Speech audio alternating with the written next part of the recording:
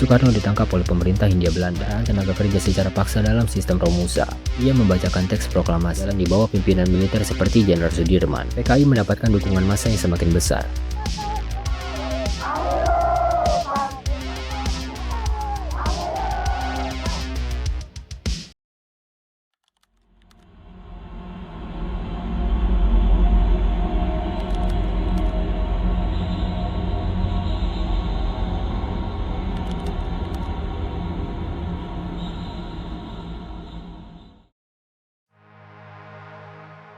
Kalau ada satu hal yang paling menarik dari Soekarno, mungkin bukan karena dia akhirnya menjadi presiden pertama Indonesia. Yang lebih menarik justru bagaimana seorang anak yang lahir ketika Indonesia bahkan belum menjadi sebuah negara, bisa tumbuh menjadi orang yang mampu membuat jutaan rakyat percaya bahwa kemerdekaan bukan sekedar mimpi. Tapi perjalanan menuju sana jelas tidak instan.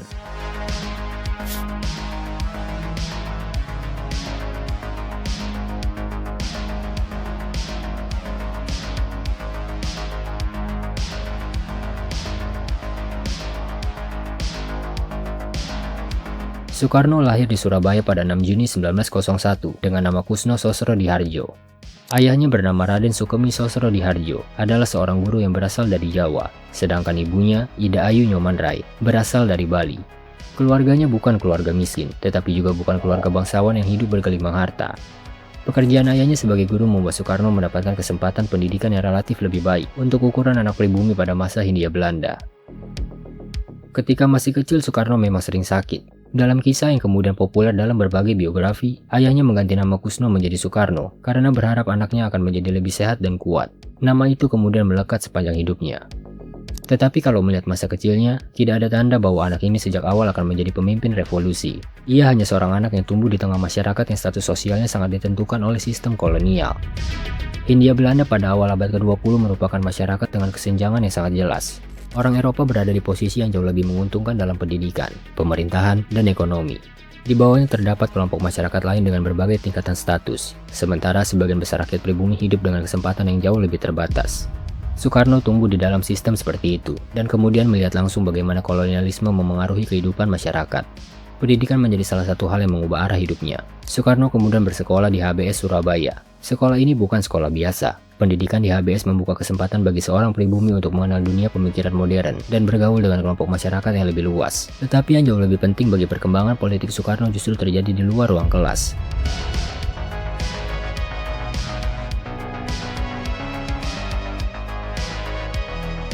Saat berada di Surabaya, Soekarno tinggal di rumah Hos Cokro Aminoto, salah satu tokoh paling berpengaruh dalam syarikat Islam. Rumah Cokro Aminoto bisa dibilang seperti tempat berkumpulnya calon-calon tokoh politik di Indonesia. Di lingkungan itu, Soekarno mudah bertemu dengan berbagai gagasan tentang Islam, nasionalisme, sosialisme, dan perjuangan melawan kolonialisme. Cokro Aminoto sendiri mempunyai kemampuan berpidato yang luar biasa.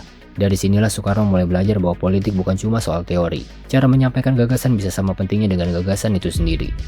Soekarno kemudian menyerap banyak hal dari lingkungan itu, tetapi dia tidak menjadi sekadar pengikut Cokro Aminoto. Ia mulai mengembangkan pemikiran politiknya sendiri, dan semakin yakin bahwa persoalan terbesar di Indonesia adalah kolonialisme. Di Surabaya pula, Soekarno berkenalan dengan berbagai tokoh pergerakan dan menyaksikan perdebatan politik yang semakin berkembang. Ia membaca berbagai pemikiran dari dunia barat. Nasionalisme kemudian menjadi salah satu gagasan utama dalam pikirannya. Bagi Soekarno, bangsa Indonesia harus memiliki kesadaran sebagai sebuah bangsa terlebih dulu, sebelum bisa benar-benar merdeka. Setelah menyelesaikan sekolahnya di Surabaya, Soekarno pindah ke Bandung untuk melanjutkan pendidikan di Institut Teknologi Bandung. Ia mengambil jurusan teknik sipil. Pada akhirnya, ia berhasil memperoleh gelar insinyur pada 1926. Soekarno semakin aktif dalam pergerakan politik.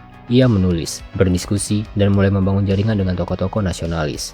Pada 1927, bersama sejumlah tokoh pergerakan, ia mendirikan Perserikatan Nasional Indonesia, yang kemudian berkembang menjadi Partai Nasional Indonesia atau PNI. Tujuan utamanya jelas, yaitu memperjuangkan Indonesia untuk merdeka. PNI menggunakan gagasan nasionalisme sebagai alat untuk membangun kesadaran politik rakyat. Soekarno percaya bahwa rakyat harus berhenti melihat dirinya sebagai sekumpulan penduduk di bawah pemerintah kolonial, dan mulai melihat dirinya sebagai sebuah bangsa yang mempunyai hak menentukan nasib sendiri. Masalahnya, pemerintah Belanda juga melihat perkembangan itu. Bagi pemerintah kolonial, organisasi yang secara terbuka membicarakan kemerdekaan jelas bukan sesuatu yang bisa dibiarkan. Aktivitas Soekarno mulai diawasi. Pidato-pidatonya menarik semakin banyak orang, dan semakin banyak orang mendengarkan Soekarno, semakin besar pula kekhawatiran pemerintah kolonial terhadap pengaruhnya. Pada tahun 1929, Soekarno ditangkap oleh pemerintah Hindia Belanda bersama beberapa tokoh PNI. Ia kemudian menjalani persidangan dan dipenjara di Sukamiskin. Tetapi penjara tidak membuatnya berhenti berbicara. Justru dari persidangan inilah lahir salah satu karya politik paling terkenal dalam sejarah pergerakan Indonesia. Indonesia Menggugat. Dalam pembelaannya, Soekarno tidak sekedar berusaha membuktikan bahwa dirinya tidak bersalah. Ia menggunakan ruang pengadilan untuk menyerang sistem kolonialisme secara terbuka. Ia menjelaskan bagaimana imperialisme bekerja dan bagaimana kekuasaan kolonial memengaruhi kehidupan rakyat Indonesia. Pidato itu membuat namanya semakin terkenal, tetapi popularitas tidak membuat pemerintah kolonial berubah pikiran. Soekarno tetap dihukum dan PNI kemudian dibubarkan. Setelah keluar dari penjara, aktivitas politiknya terus berlanjut melalui organisasi lain. Pada tahun 1933, Soekarno kembali ditangkap. Ia dibuang jauh dari pusat pergerakan politik. Soekarno diasingkan ke ND, Flores. Disinilah kehidupan Soekarno memasuki fase yang berbeda. ND jauh dari Bandung dan Batavia. Ia tidak lagi berada di tengah pusat pergerakan. Tetapi pengasingan justru memberikan waktu yang cukup panjang baginya untuk membaca, berdiskusi, dan memikirkan bentuk Indonesia yang ingin ia bangun. Salah satu kisah yang terkenal dari masa ND adalah kebiasaannya duduk dan merenung di bawah pohon sukun. Dalam berbagai cerita mengenai kehidupannya, tempat itu dikaitkan dengan pemikirannya mengenai dasar negara. Tetapi perlu diluruskan, Pancasila bukanlah sesuatu yang tiba-tiba selesai hanya karena Soekarno duduk di bawah pohon itu. Perumusan dasar negara berlangsung jauh kemudian dan melibatkan banyak tokoh. Soekarno sendiri baru menyampaikan gagasan 5 dasar negara secara terbuka dalam pidatonya di depan sidang BPUPKI pada 1 Juni 1945. Gagasan itu kemudian mengalami proses perumusan dan perubahan sebelum akhirnya rumusan Pancasila tercantum dalam pembukaan UUD 1945. Jadi kisah pohon sukun ND lebih tepat dilihat sebagai bagian dari perjalanan pemikiran Soekarno, bukan sebagai satu-satunya tempat lahirnya Pancasila. Setelah beberapa tahun di ND, Soekarno dipindahkan ke Bengkulu pada 1938. Di sana ia kembali aktif dalam kegiatan sosial dan politik. Ia juga bertemu dengan Fatmawati, yang kemudian menjadi istrinya dan ibu dari beberapa anaknya, termasuk Megawati Soekarno Putri. Tetapi ketika kehidupan pribadi Soekarno mulai berubah, situasi dunia juga sedang menuju bencana besar. Perang Dunia Kedua pecah pada 1939. Pada 1941, Jepang menyerang Pearl Harbor, dan kemudian bergerak cepat menguasai wilayah Asia Tenggara. Belanda yang selama puluhan tahun menguasai Indonesia, tidak mampu mempertahankan koloninya. Pada 1942, Jepang berhasil menguasai Hindia Belanda. Bagi rakyat Indonesia, penjajah hanya berganti. Belanda pergi, Jepang datang. Dan disinilah muncul salah satu keputusan paling kontroversial dalam kehidupan Soekarno. Ia memilih bekerja sama dengan Jepang. Kalau dilihat dari sudut pandang sederhana, keputusan itu memang mudah disebut sebagai kolaborasi dengan penjajah. Tetapi situasinya jauh lebih rumit. Jepang membutuhkan tokoh Indonesia yang memiliki pengaruh terhadap rakyat, sedangkan Soekarno melihat pemerintah Jepang sebagai kesempatan untuk membangun organisasi dan jaringan yang suatu hari bisa digunakan untuk kemerdekaan. Soekarno kemudian terlibat dalam berbagai organisasi bentukan Jepang, termasuk Putra. Ia juga menggunakan panggung yang diberikan Jepang untuk menyebarkan gagasan nasionalisme. Tetapi kerjasama itu memiliki sisi gelap yang tidak boleh dihapus dari sejarah. Soekarno memang melakukan propaganda yang menguntungkan Jepang. Ia ikut mengajak rakyat membantu kepentingan perang Jepang dan terlibat dalam mobilisasi massa. Pada masa pendudukan Jepang, rakyat Indonesia juga mengalami kekerasan, kekurangan pangan, dan pengerahan tenaga kerja secara paksa dalam sistem Romusa. Karena itu, menggambarkan Soekarno sebagai orang yang sejak awal hanya memanfaatkan Jepang juga terlalu sederhana. Ia memang memiliki tujuan politik sendiri, tetapi kerjasamanya dengan Jepang tetap memiliki konsekuensi nyata dan menjadi salah satu bagian paling kontroversial dari perjalanan hidupnya. Namun waktu terus berjalan, Jepang mulai kalah perang. Pada 1945, kekuatan Jepang di Asia semakin terdesak oleh sekutu.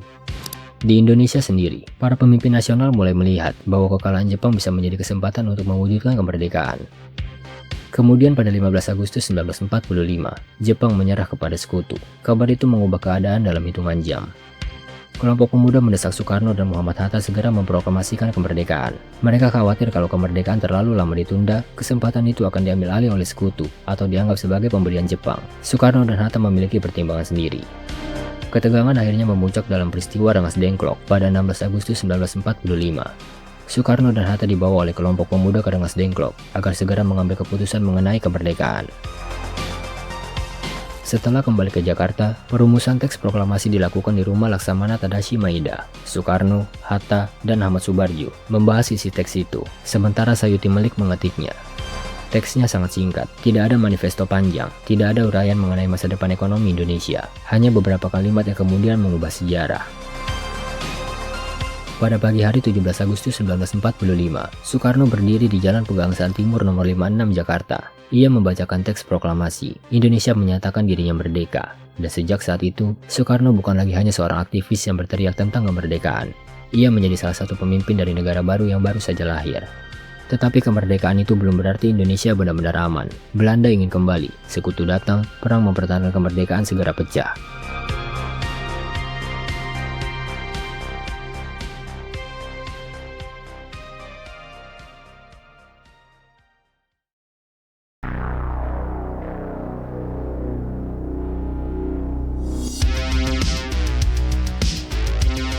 Jepang memang sudah menyerah, tetapi pasukannya masih berada di Indonesia. Kemudian pasukan sekutu datang untuk melucuti tentara Jepang dan membebaskan tawanan perang. Masalahnya, pasukan Belanda ikut masuk bersama mereka dengan tujuan mengembalikan kekuasaan kolonialnya. Buat rakyat Indonesia, ini jelas bukan kabar baik. Kalau Belanda berhasil kembali menguasai Indonesia, proklamasi bisa saja tinggal menjadi sebuah pengumuman yang tidak memiliki kekuatan nyata. Karena itu, setelah kemerdekaan, perjuangan Indonesia terbagi menjadi dua jalur. Di satu sisi ada perjuangan bersenjata yang dilakukan oleh tentara dan kelompok-kelompok pemuda. Di sisi lain ada perjuangan diplomasi yang dilakukan pemerintah Republik untuk mendapatkan pengakuan internasional. Soekarno berada di tengah-tengah semuanya. Ia bukan komandan perang yang turun memimpin pasukan dari garis depan. Kekuatan utamanya justru ada pada simbol dan politik. Kehadirannya membuat Republik memiliki wajah yang jelas. Bagi rakyat, Soekarno bukan sekedar presiden. Ia adalah orang yang membacakan kemerdekaan. Tetapi posisi itu juga membuatnya menjadi sasaran. Pada November 1945, pusat pemerintahan Republik Indonesia dipindahkan dari Jakarta ke Yogyakarta karena situasi keamanan yang semakin berbahaya. Jogja kemudian menjadi salah satu pusat utama Republik selama masa revolusi. Sementara itu, pertempuran terjadi di berbagai daerah.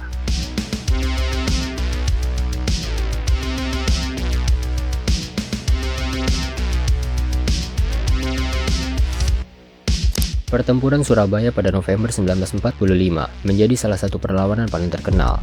Ribuan pejuang Indonesia menghadapi pasukan Inggris. Pertempuran itu berlangsung brutal dan menimbulkan korban besar.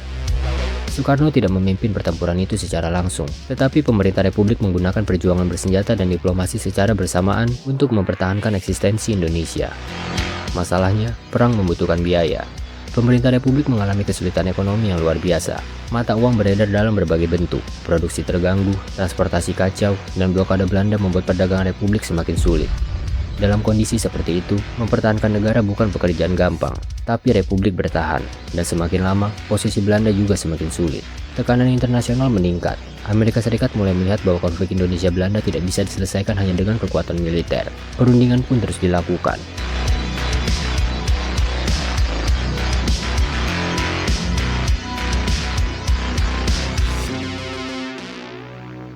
Pada 1946, lahir Perjanjian Linggarjati.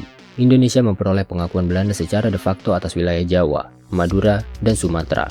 Tetapi perjanjian ini menimbulkan kontroversi di dalam negeri, karena banyak pihak menganggap pemerintah Republik terlalu banyak memberikan konsesi. Belanda sendiri tidak puas. Pada Juli 1947, mereka melancarkan agresi militer Belanda pertama. Pasukan Belanda menyerang berbagai wilayah Republik Indonesia. Tapi kali ini persoalannya bukan hanya perang antara dua kekuatan di Indonesia. Dunia internasional mulai ikut campur. Perserikatan Bangsa-Bangsa membentuk Komisi 3 Negara untuk membantu penyelesaian konflik. Perundingan kembali dilakukan. Kemudian pada 1948, muncul Perjanjian Renville. Bagi Republik, hasilnya jauh lebih menyakitkan. Wilayah kekuasaan Republik semakin menyempit, karena adanya garis demarkasi yang kemudian dikenal sebagai garis Van Mook. Banyak pasukan Republik harus meninggalkan wilayah yang dikuasai oleh Belanda, dan melakukan perjalanan panjang menuju wilayah Republik. Situasinya semakin kacau.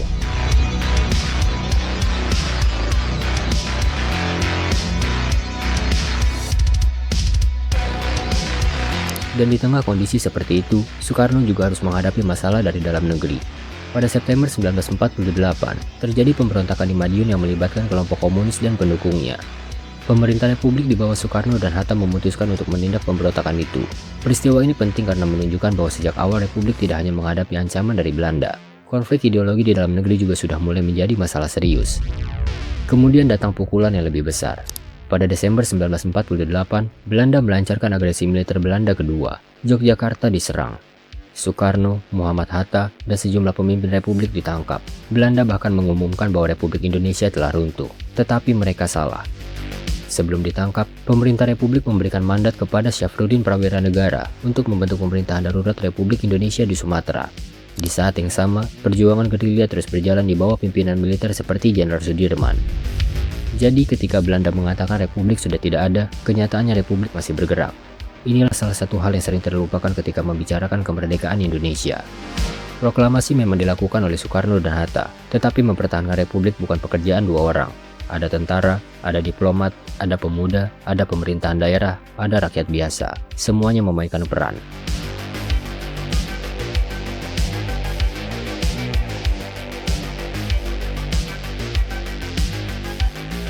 Tekanan terhadap Belanda semakin besar.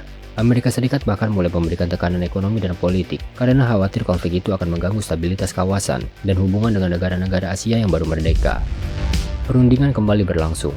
Akhirnya pada konferensi meja bundar tahun 1949, Belanda setuju menyerahkan kedaulatan kepada Republik Indonesia Serikat. Pada 27 Desember 1949, penyerahan kedaulatan dilakukan. Soekarno kemudian menjadi Presiden Republik Indonesia Serikat, tetapi bentuk negara federal ini tidak bertahan lama. Sebagian besar masyarakat Indonesia menganggap struktur federal itu sebagai warisan politik Belanda. Negara-negara bagian satu persatu bergabung dengan Republik Indonesia. Pada 17 Agustus 1950, Republik Indonesia kembali menjadi negara kesatuan. Soekarno tetap menjadi presiden. Perang kemerdekaan sudah berakhir, tapi jangan kira masalahnya ikut selesai. Justru setelah Belanda pergi, persoalan yang lebih rumit muncul.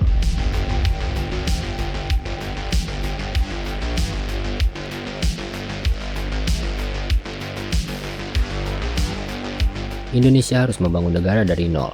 Tentara yang sebelumnya terdiri dari berbagai kelompok harus disatukan. Partai politik bermunculan dengan ideologi masing-masing. Parlemen mulai memainkan peran besar. Kabinet berganti berkali-kali, dan pemerintah harus berhadapan dengan pemberontakan di sejumlah daerah. Inilah masa yang sering disebut sebagai periode demokrasi liberal atau demokrasi parlementer. Dalam sistem itu, presiden memang menjadi kepala negara, tetapi pemerintahan sehari-hari dijalankan oleh kabinet yang dipimpin oleh Perdana Menteri. Akibatnya, posisi Soekarno tidak sedominan yang akan kita lihat beberapa tahun kemudian. Partai politik mempunyai pengaruh besar, parlemen aktif, pers lebih bebas, dan Indonesia akhirnya menyelenggarakan sesuatu yang sangat penting, Pemilu 1955. Pemilu ini merupakan pemilu nasional pertama dalam sejarah Indonesia. Hasilnya tidak menghasilkan satu partai yang benar-benar dominan. 4 kekuatan utama muncul, PNI, Masyumi, Nahdlatul Ulama, dan PKI. Keempatnya mempunyai basis dan ideologi yang berbeda. PNI membawa nasionalisme, Masyumi membawa politik Islam modern, NU menjadi kekuatan politik Islam yang besar, sementara PKI semakin berkembang sebagai kekuatan kiri. Dan disinilah persoalan baru mulai terlihat. Indonesia memiliki demokrasi, tapi tidak memiliki kestabilan politik yang kuat. Kabinet berganti, partai saling bernegosiasi, program pemerintah sering terhambat.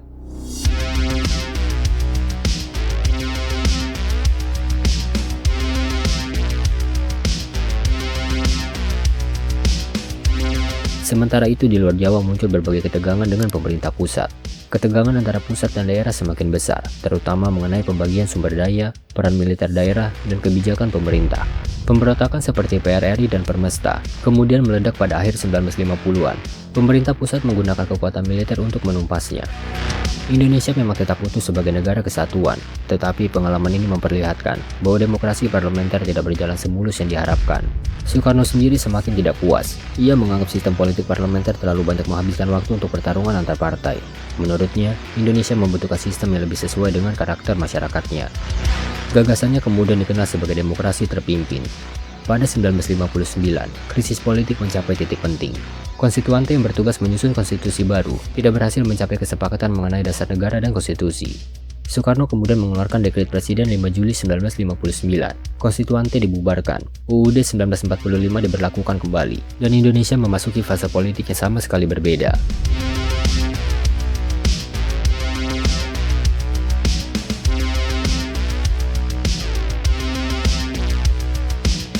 Kekuasaan presiden mulai meningkat secara drastis. Parlemen tidak lagi mempunyai posisi seperti sebelumnya.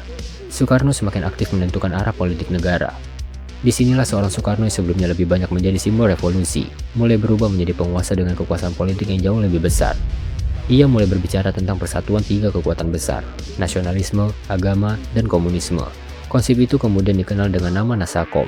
Tujuannya adalah menjaga keseimbangan antara kelompok nasionalis, kelompok agama, dan PKI yang semakin kuat. Masalahnya keseimbangan itu ternyata sangat rapuh. PKI mendapatkan dukungan massa yang semakin besar. Militer, terutama Angkatan Darat, semakin curiga terhadap perkembangan PKI. Kelompok-kelompok Islam juga mempunyai kekhawatiran sendiri, sementara Soekarno berusaha tetap berada di tengah dan memainkan peran sebagai penyeimbang. Untuk sementara strategi itu berhasil, tetapi semakin lama pertarungannya semakin berbahaya.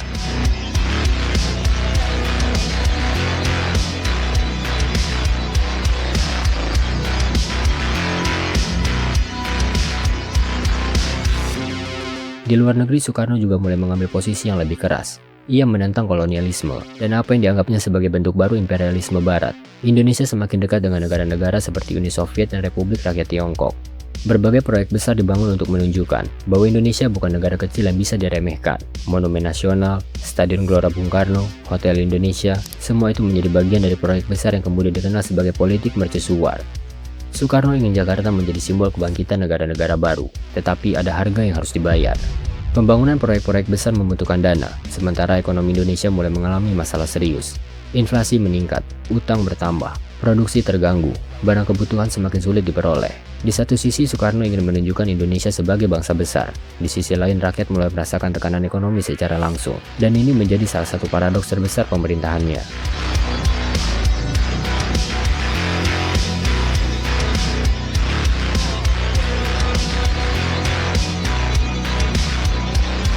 Negara sedang membangun simbol kebesaran, sementara ekonomi rakyat semakin tertekan. Tetapi Soekarno belum selesai. Justru pada awal 1960-an, pengaruhnya mencapai salah satu titik tertinggi. Ia menjadi tokoh yang semakin terkenal di dunia internasional. Konferensi Asia Afrika membuat nama Indonesia semakin diperhitungkan. Politik anti-kolonial membuat Soekarno mendapatkan banyak simpati dari negara-negara Asia dan Afrika. Namun di dalam negeri, pertarungan antara PKI, militer, kelompok Islam, dan kekuatan politik lainnya semakin panas. Dan pada 1963, MPRS menetapkan Soekarno sebagai presiden seumur hidup. Langkah itu memperlihatkan betapa jauh kekuasaan Soekarno telah berkembang sejak masa demokrasi parlementer.